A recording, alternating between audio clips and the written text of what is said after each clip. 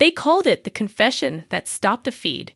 It began, like so many modern tragedies do, with a light that didn't go out so much as flicker, bright, steady, trusted, and then, in a way no one watching could have prepared for, blinked and revealed the thing it had been hiding.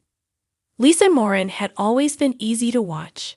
She had the sort of face that felt familiar the moment you saw it, an expressive mouth that wanted to smile even when her eyes looked tired, hair that curled in the same small way whether it was pinned up in a messy knot or allowed to fall in soft waves around her shoulders. She spoke like she was sitting across from you at a kitchen table, candid, warm, as if you both had time.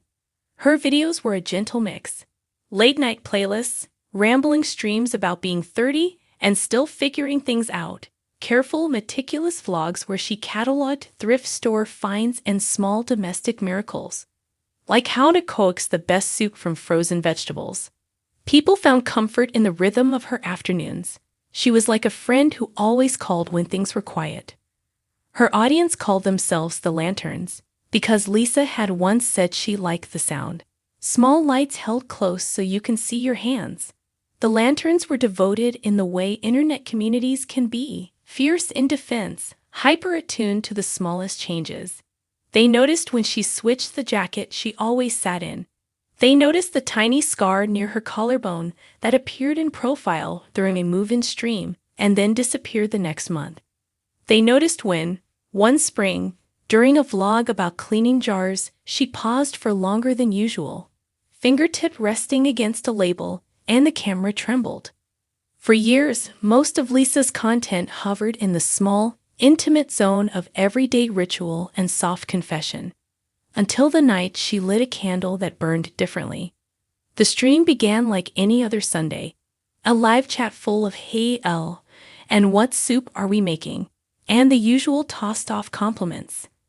Lisa wore a sweater the color of warm oatmeal, hair tied back loosely.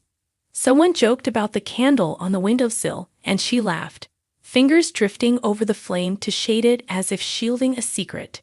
She spoke about small things. A broken mug she couldn't bear to throw away, the smell of rain on concrete, and then, with a laugh that had the edge of someone rehearsing sorrow, she said, "Okay, I need to tell you something. It's something I never said out loud." Viewers joked at first. Confessions, after all, were part of the currency. People confessed to bad haircuts, forgotten birthdays, tiny cruelties. But the chat's tempo changed. Emoticons stuttered into strings of question marks. Lisa's hands, which had always been steady, started to fidget with the hem of her sweater. Her voice narrowed. "It happened a long time ago," she said. "But something happened today that made me." She inhaled, and for the first time in her public life, she seemed to shrink away from her own audience. "I think you should know." What followed was a sentence like a crack in glass. "When I was 19, something happened with my landlord." The words themselves were innocuous until she gave them precision. She did not dramatize. She did not turn for a rhetorical beat to put her story on canvas for spectacle. She told it like one might tell someone the recipe for a soup. It began small, keys left in a bowl, a neighbor who borrowed a ladder, and then turned, almost without rhetorical flourish, to the part no one expected. "He came into my apartment one night," Lisa said. "He shouldn't have. I was asleep. I woke up and he was there, sitting on the edge of my bed. He said he was checking the pipes. He told me to hush." The chat exploded then with the kind of syllables that barely count for words. And what? And call 911. But Lisa's voice steadied into that even particular cadence she used when reading out a recipe or narrating a thrift haul. Flat, intimate, as if she were relaying weather. "He didn't hurt me with fists," she said. "Not that night. He used something else." She reached up and touched her throat, as if pointing to a place on a map. "He said he wanted to make sure I'd remember him. He left a mark, something I carried for years." It is a strange thing, how the human brain translates certain phrases into textures. For the Lanterns watching, the phrase "a mark" conjured small images. A bruise, an old scar, a faded line that told a story. But Lisa gave the phrase a detail that reframed everything. "He cut my hair," she said.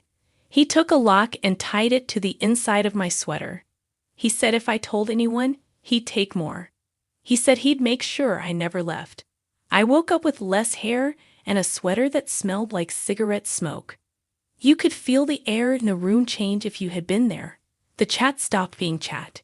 It became a kind of breath-holding. What made the confession particularly cheap?